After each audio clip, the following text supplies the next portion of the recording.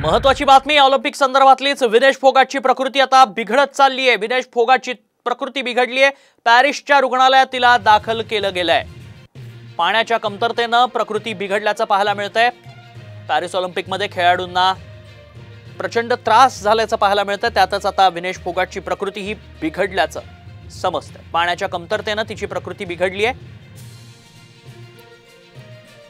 पाणी नसल्यानं ची प्रकृती बिघडली। त्यात तापमान वाढलेलं आहे। प्रचंड उन्हाळा पॅरिसमध्ये सध्या असल्यानं प्रकृती बिघडल्याचं समजतंय। पाण्याची कमतरतेमुळे प्रकृती तिची बिघडली आहे।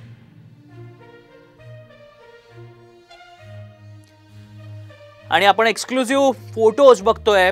विनेश फोगाट हिचे पाण्याच्या कमतरतेने तिची प्रकृती बिघडली आहे।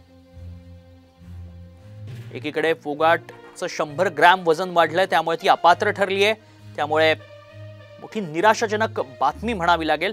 आणि त्यातच आता विनेशची तब्येतही खालावली आहे। तिची प्रकृती बिघडली आहे। यासाठी तिला पॅरिसच्या रुग्णालयात दाखल केलं गेलंय।